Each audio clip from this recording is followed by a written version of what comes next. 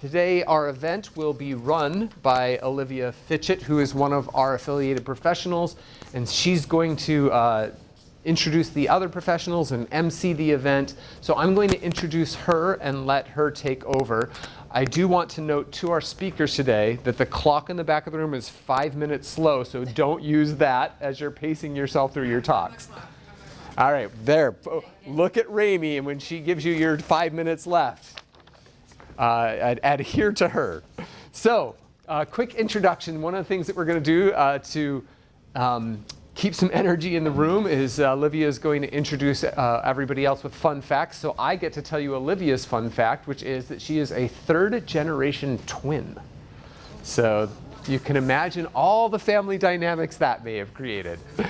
All right, so here's a more professional introduction of Olivia. She is a professional speaker and life and leadership coach. The mission to equip and inspire others to live a life of bravery and purpose is personal. Diagnosed with multiple anxiety disorders, she learned the power of her own mind as a child.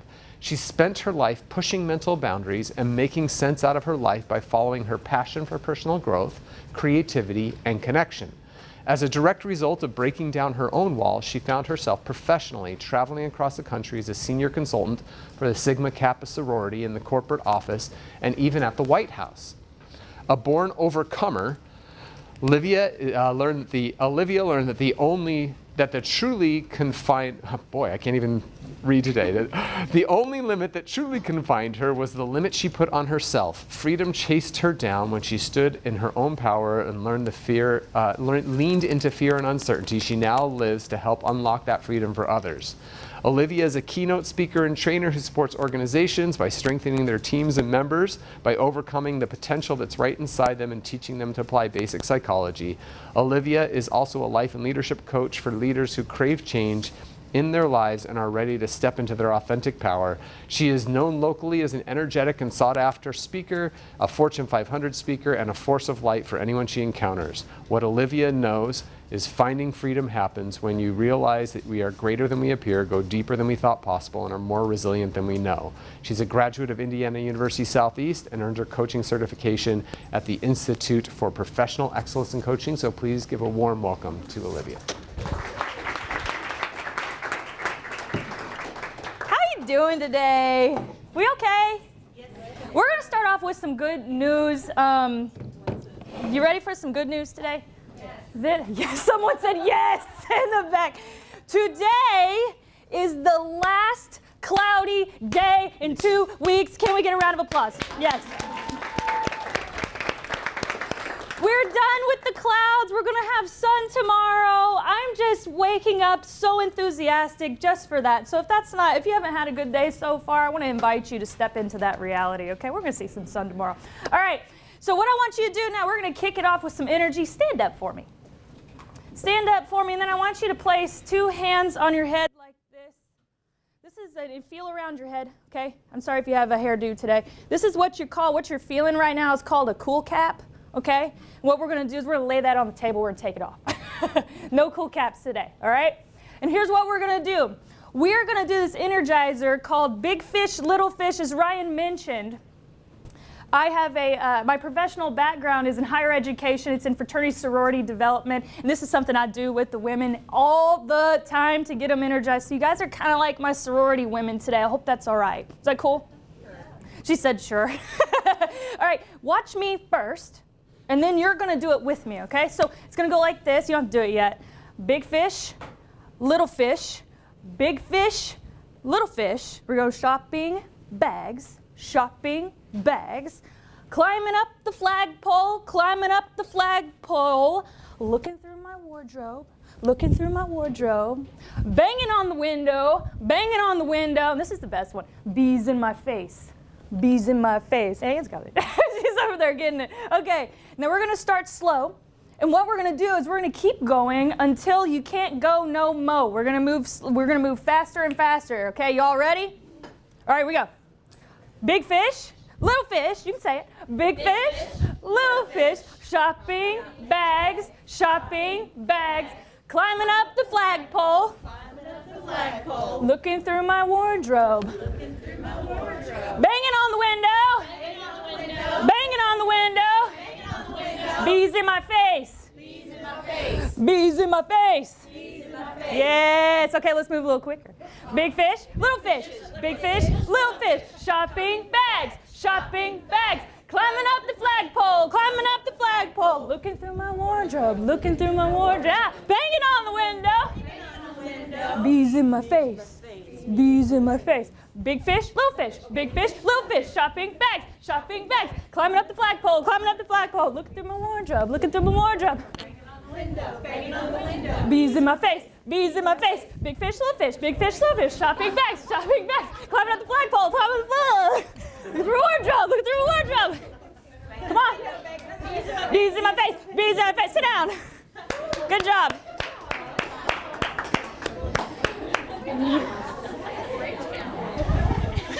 Who got their steps in? Anybody get their steps in?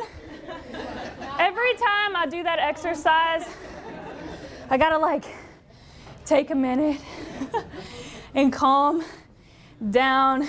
Welcome to the Center for Positive Leadership's conversation on remote work. I know you're gonna get a lot of information today, and I know Ryan already did an introduction of everything we're gonna be doing today, but I'm just excited to be here, and I know you guys are gonna come away with some really good tools. And so let's get into it. Here's the clicker. I haven't used one in a while. Hey, cool. That's me, okay. See, I'm having to catch my breath, y'all.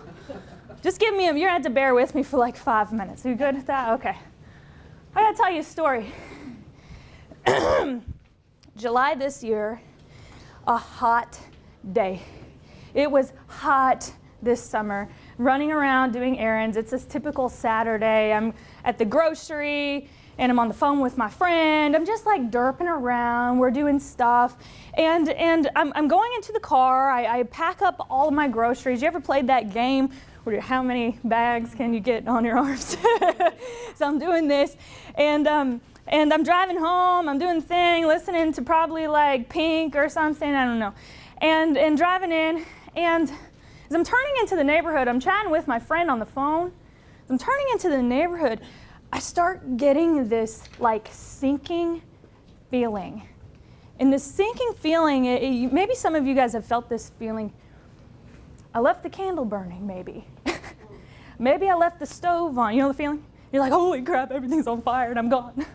I'm getting this feeling. And the feeling even got more intense when I pulled into the driveway. Because when I pulled into the driveway, there are cues that let us know that things are okay. The house is still up. There's still flowers in the front yard. There are still, the fence is there. Everything looks normal. But my cue that told my brain something is wrong, I'm used to seeing a big fluffy head in the window. Anybody come home to big fluffy heads in the window? Okay, yeah. And when I don't see that fluffy head in the window, something's wrong. See, I had a dog. He's since passed away, but I had a dog that was highly, highly anxious. And so the second we left the house to the second we got home, he was right there and his little tail, ready to go. I didn't see the head in the window. I told my friend, hey, I've got to go. I don't know what I'm walking into, right? And so I hang up, I start playing the game, put all the, the bags on my arms, shimmying through the dirty garage, and I open the door to that. Anybody open their door to that before? It's the worst. Yeah, I'm getting some friends now. So it's the worst. And so what you see, let me help you break down. I wonder if this has a little point. Hey, okay, we got a pointer here. What you see is, first of all, I want to make note of this bourbon collection here. It's not touched, which is good. We're good with that. Now I want to draw your attention over here. Looks like the Tasmanian devil just invaded my living room, went through, and what you don't see is the dog. And so what I'm putting together is, okay, where is he's gotten into something? Anybody played that game before? What am I going to tell poison control, these things? Excuse me. So I'm looking for the dog, and all of a sudden I hear these circles going round and round and round on the second floor. And I'm what has this dog consumed? Because normally the dog's under the bed and the tail's wagging and he's like, please don't kill me, right? So not today. He's running around. So I go and grab him. I grab him around his little belly and his little heart is going do do do do do do do do do do. And I look, and you don't see it in here, but Tyler, my husband, and I, we really like these caffeine bars. Anybody had these caffeine? They're called Verb bars. They have like a cup of coffee. Yeah, okay.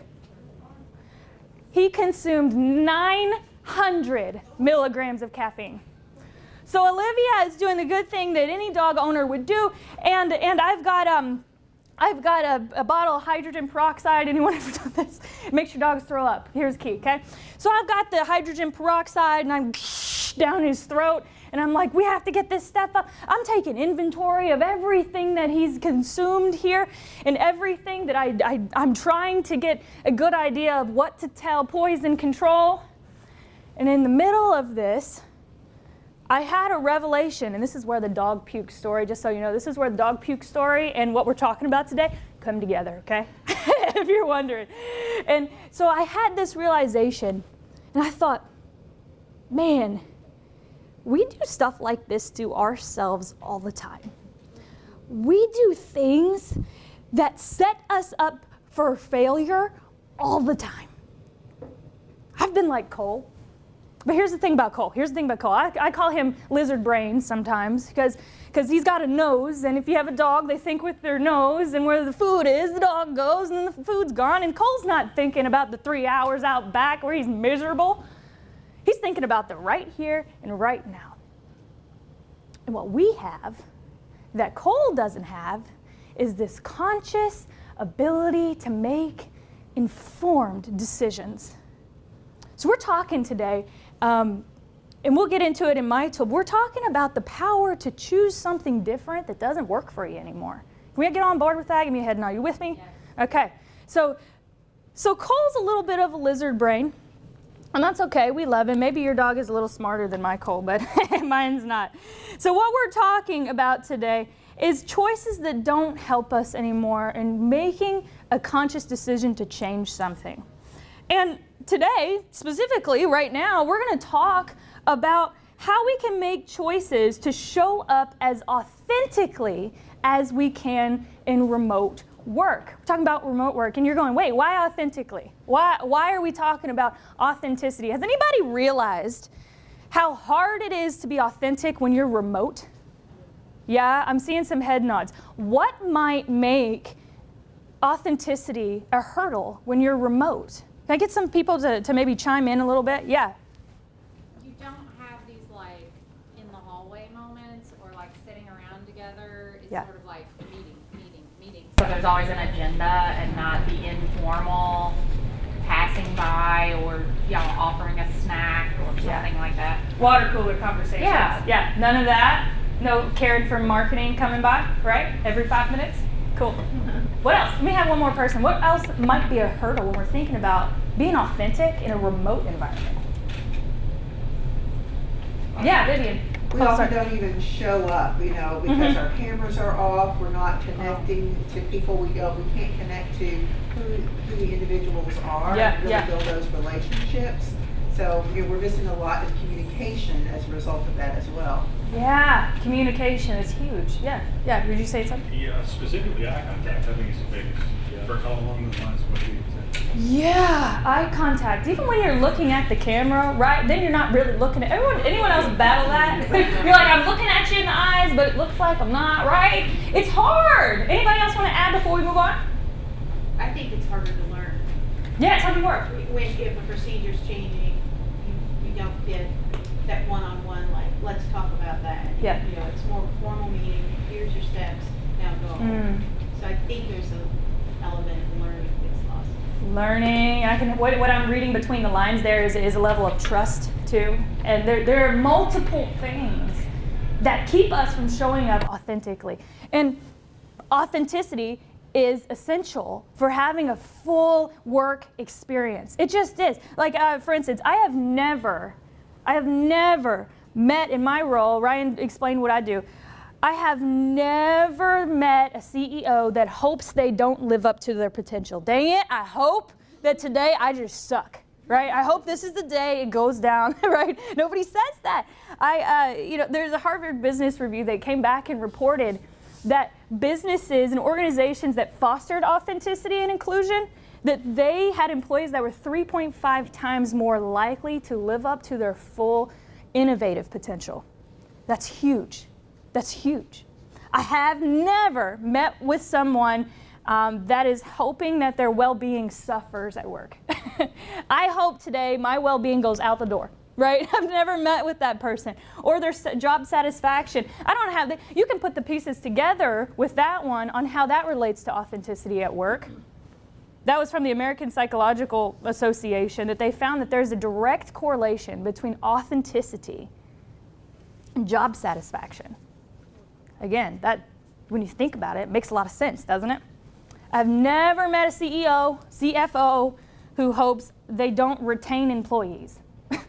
I hope people come in here and they just hit the streets as soon as they see what we're about, right? I've never met with somebody that said that. Did you know that retention is directly correlated with authenticity in a positive work culture, right? Productivity. Never met with somebody that hopes they're not productive. The Journal of Business and Psychology found also a positive relationship between productivity and authenticity. All of these things that I'm telling you all come back to having the ability to work authentically and have authentic relationships. Do we agree with that? Does that make sense as I'm reading those? Yeah. And the most important, and a lot of the work I do is around this, so I'm not going to spend too much time because this is kind of a no-duh one. A sense of belonging does not happen if we're not authentic. We all know what happens or can put together the pieces of what might happen when we don't belong. When we don't have a sense of belonging, it all goes to the can. It does. It does. Belonging is intrinsically wired within all of us. And if we don't belong, eventually we'll suffer. Authenticity, you cannot belong if you are not being authentic. You can't belong. It goes against the definition of belonging, right? You have to be yourself in order to truly belong. All of these come back down to authenticity. And so if all of these have been linked to authenticity at work and we would want to be able to control some of these things, wouldn't we want to know how? Yeah, you would want all of these pieces to be a part of your everyday work experience. And so now, if you think about it, now work looks a little bit different. Ryan dipped into it just a little bit ago, but before the pandemic, our conditions for work, he nodded to this, were pretty much set for us. Like, we didn't get to really determine the conditions of work. We mentioned it earlier here too. It's, you're expected. You get up at 8 o'clock, you go to the job at 8:30. You sit down, you know the desk is going to be cold, you know you have the heater at your feet that's against company policy, but you have it there anyway, right? We know that Karen from marketing, I hope nobody's name's Karen in here, I'm sorry, I keep picking on you, I hope you don't do marketing. Karen from marketing is going to stop by every 10 to 15 minutes and we're going to have a chit chat about our grandkids, right? We know the meetings. We know the one-on-one. We know the seat across from the supervisor that we have to sit at. We know the vacation times. We know that our boss is going to know the second we leave, the second we clock in. We get an hour for lunch, and a lot of times it's really rigid, right? We've had these conditions set for us, largely up until recently. Now we have the conditions we can decide ourselves. So now we're moving into this new space of going, okay, I get to decide and customize all of these conditions to work at an optimal rate, pace, and equal satisfaction, job satisfaction, right? But we just maybe think we know how to do it. But if I'm being honest, I've fallen into the trap a lot of thinking I got it and then going, wow, my phone's going off 15 million times, right? Or I'm getting distracted, or the dog is making me crazy, right? There's all kinds of stuff that we're still figuring out. And so that's what today is about. So unlike Cole, my dog, unlike him, we get to make a conscious choice about what we are going to do that's going to impact the future, and what's going to serve us, and what is it. So let's dig in. Okay, so in your folders, you got something that looks like this. Everybody got something that looks like this? Yes. Nice. Okay, so go ahead and pull it out. this is what I'm going to call right now the engagement factors. You can see it's written on the top. It looks like a big, I keep going when I'm practicing this and having these conversations. Half the time I call it a pizza and half the time I call it a pie. So please go with it no matter what I say. Got it? So it's a pizza, it's a pie, it's a circle with little lines in it. Okay. What we have around the sides are what we're calling engagement factors. So you can see if you follow it around, spiritual, mental, emotional, physical, social, environmental. And I'm going to explain where we're going and how, if you're like me and you want to know 10 minutes down the road what we're going to be doing, this is for you. I'm going to explain how this is going to work, and then we're going to hit it and go through it together. So with each of these, I'm going to read what spiritual really means. We're going to talk about it, we're going to read about it, I'm going to explain it. And then what I'm going to ask you to do is I'm going to ask you to rate where you are currently on a scale of 1 to 10. 1 being I am not satisfied at all. I am not spiritual, I'll talk about it in a minute, but I'm not connected to the purpose of the company, the work I'm doing. I'm totally disconnected with my values working here or on this project maybe. So I'm going to rank it like a 3, right, or a 2. 10 being, I could not be more satisfied. It's the best job in the world. I feel connected to my purpose in it. I feel like I'm making forward motion. That's going to be a 10.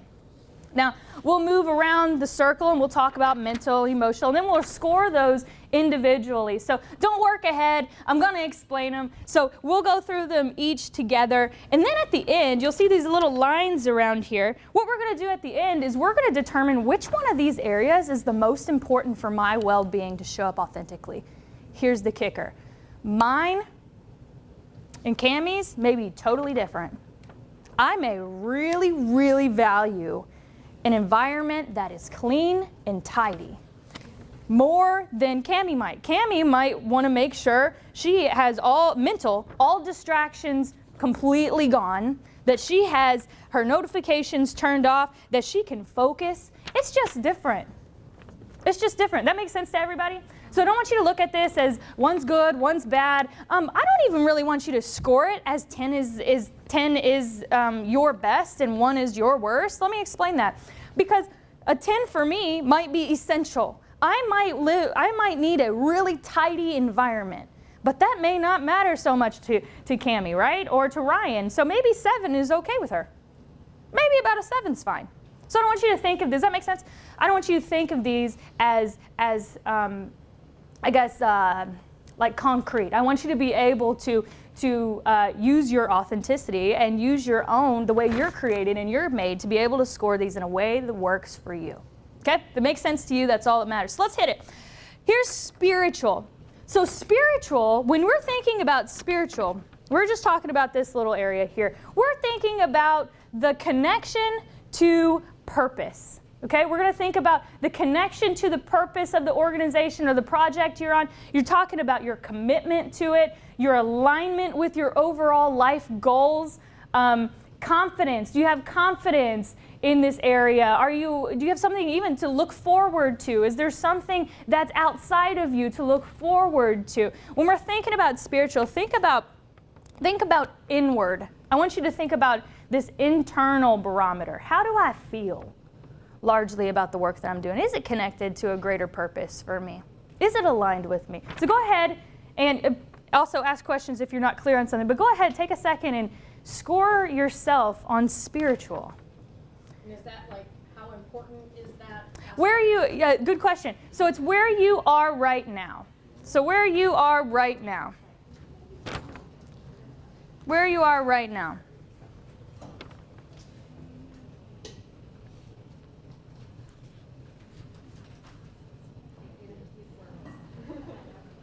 All right, so next we're going to move on to mental. Everybody good with that? We good? We scored it? We're all right?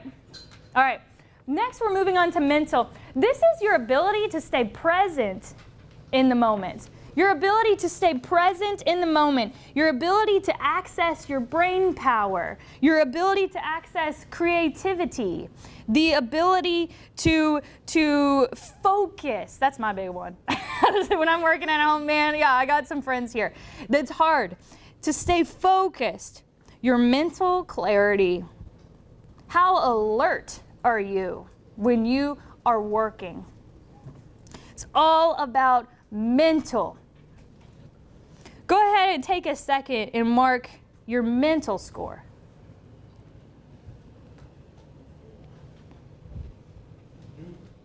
Is this in the office or when you're remote?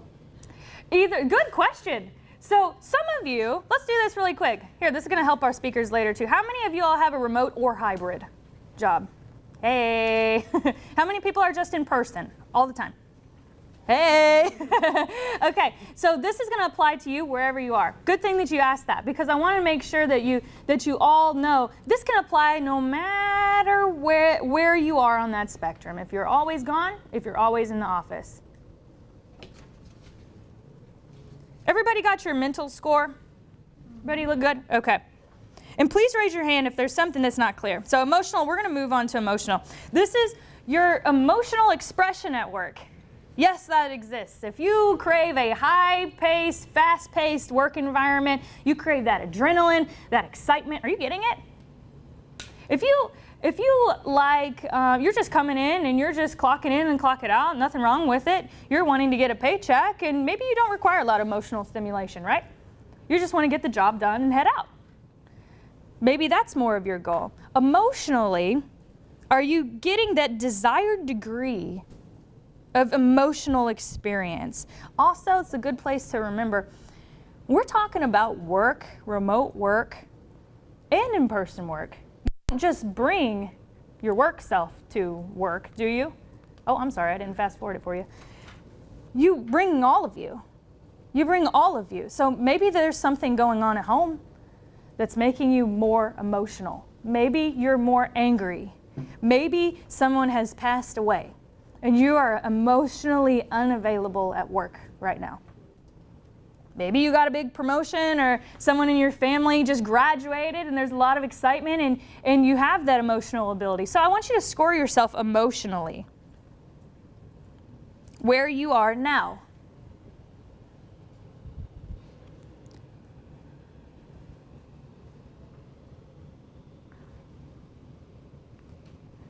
Physical, we're getting into a little bit more of the easier. A lot of those are pretty cerebral. These are a lot more concrete now.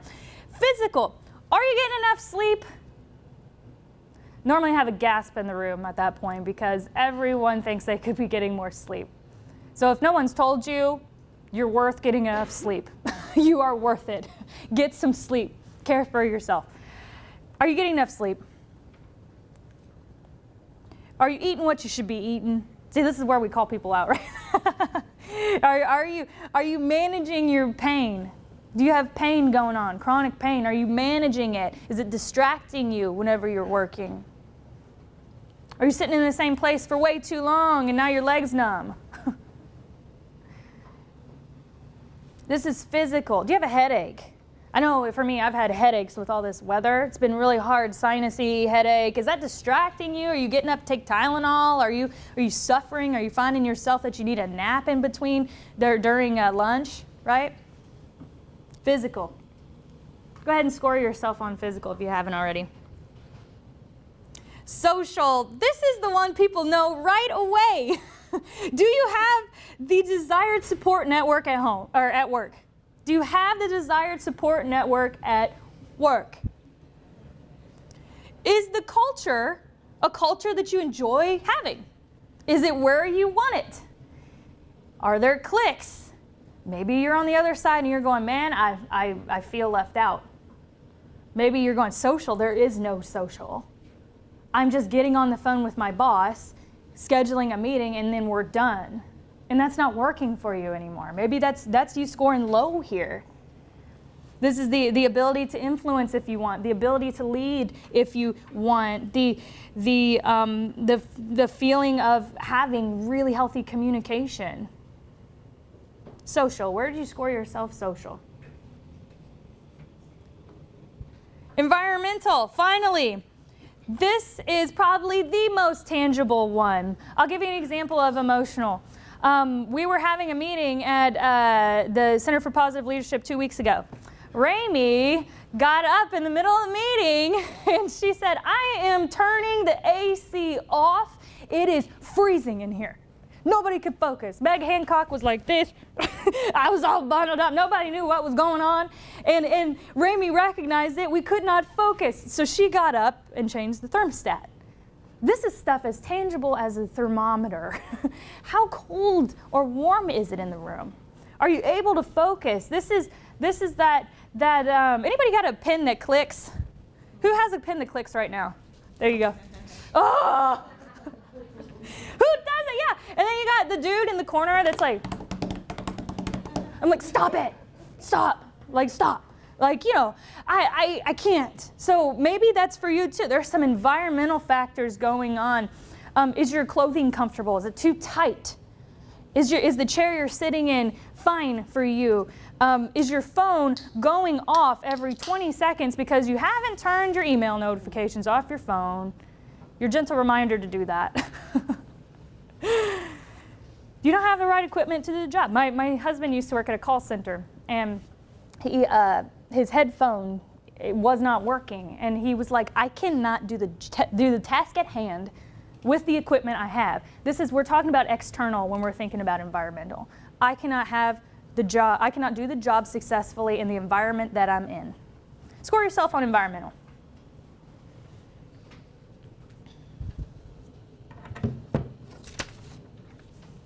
How much sense is this wheel making for you? Is this good? Okay, we're good. See, now I called it a wheel. It's going to be a wheel, a pizza, a pie. You get it, the circle thing. Okay, now you can flip the page over. So what we're going to do now, oh, just kidding, flip it back, sorry. Go back to this. I want you to take a second, and I want you to score on here. Number 1 being the most important thing you have to have figured out in order for you to be productive and enjoy your work for that day. To the one that's maybe not as important. So go ahead and rank them. Does that make sense? Number 1, the most important, to number 6, the one that it's okay if this one's a little bit off. Go ahead and rank those on those lines around. What if you tied it? Ooh, if you tied, that's okay. You can tie. You can tie. If you're not done, you keep working. I'm going to move on to keep us on track. So what we're going to do now you can flip this thing over, all right? And I want you to write down under the primary box, what is the number 1 area factor that you identified on the front? What is the most important one to get right? And I want you to write it in the box. And then I want you to write right below, what score did you give it? Maybe you gave it a 4, or maybe you gave it a 3. I'm going to take this opportunity to say, don't feel like you have to put your lowest scoring one on there. It's whatever one matters most to you. Social could be 2 for me, and I could be totally fine with it, you know? So write on the first one, and then the secondary one, write that number 2 spot one. That's going to be your secondary, and then write the score you gave it. Now, once you've done that, see if you tie here, you're just going to have more work, but once you do that, I want you to go right down to the bottom, okay? I want you to skip this area. I want you to go right down to the bottom. This is where the bulk of today you're going to leave with, okay? So really zoom in here. This is where it all comes together. What do I notice about myself or my work when my primary factor is low? Same for the second one. What do I notice about myself or my work when my secondary factor is low? Take a couple minutes. I'm going to give you a couple minutes here, 2 minutes, to identify those. Sort of look up from your page or give me a nod when you're done. I'll know we can move on. This could be, I'm not able to concentrate. I don't get my work done. Maybe I'm less productive when this is happening. Maybe at the end of the day you feel totally exhausted and not energized when this isn't being met. So number 1 is the one that you've got to get right in order to be productive. So it's the most important one to you to get right. Yep. And number 6 is the one that if you're not gonna be high in one score, this one's not gonna make as much of an impact for you. Everyone's is gonna look different. And then if I'm seeing some people are at least on the second one now, if you want to slide over to the right and talk about what would change if these 2 areas, whatever areas you wrote down, were consistently high, were consistently 8 to 10. What would you notice change? If you could consistently keep those 8 to 10, or whatever your high score is. I said 8 to 10 because normally people fall in that high end. They want them higher. So go ahead and answer that. Is this making sense to everybody? Yes, okay, good. Now, once you're finished, I want you to, if you're comfortable, you don't have to do this, I want you to talk at your tables about specifically, what do you notice about yourself when one of your factors is low? What happens? So go ahead and talk at your tables. Try to give everybody a turn to share. I'm going to give everyone about 3 minutes just because I want to make sure that we're ending on time for our next speaker. Okay, go ahead. All right, let's bring it back. Has everybody gone? Is everybody pretty much gone? Have lower energy motivation. Okay, I'm sorry if we didn't get to hear from everybody. I tried to give us enough time. So if you haven't heard from everybody, there's going to be a break here later where you can continue that conversation if you want to. So, how did that feel? Was it easy to identify? Yeah, that's what I heard as I was walking around. So now I want you to move to the right side of the top of that paper, and I want you to answer these questions as we're closing out our time together. I want you to answer the questions. What is one thing, one tiny thing? I'm not talking about a huge leap. I'm talking about one tiny thing you can do in each of these areas to make that score go up 1 or 2. We're not making leaps of like, okay, my score is at 1, I want it at 10 today. Like, we're not doing that. What we're talking about is sustainability. I talked to a client the other day. I just need to clean my desk. If I just clean my desk, then I would be in such a better headspace. Maybe what is that little tiny thing you can do for yourself to get you feeling better? Give yourself some space to think about that, and then we'll close out, and I will introduce our next speaker. As you all are wrapping up here, I want to say, y'all, if you're going, I have questions, I'm not done thinking about this, I don't want to move on from this yet, I see the impact this could have, I do this for a living, I'm happy to have a conversation with you. The worst thing that can happen is we all have this fantastic experience together, we all laugh together, we all grow together, and then we never talk again, right? So let's talk again if you want to. So take a picture of this, write it down. Rami, I think you're going to send some contact information out here just a little bit. But what I want to say to close this out is, guys, when we nail this, do you know how much more of a community we could have at work? How much more of a sense of belonging? How much more a sense of authenticity? How much would you enjoy doing what you do a little bit more?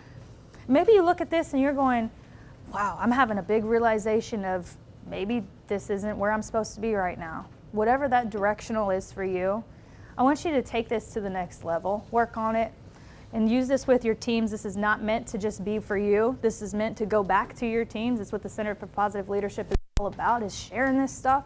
Let me know how I can share it with you. But thank you guys for having me. This has been so much fun. I hope you gained something.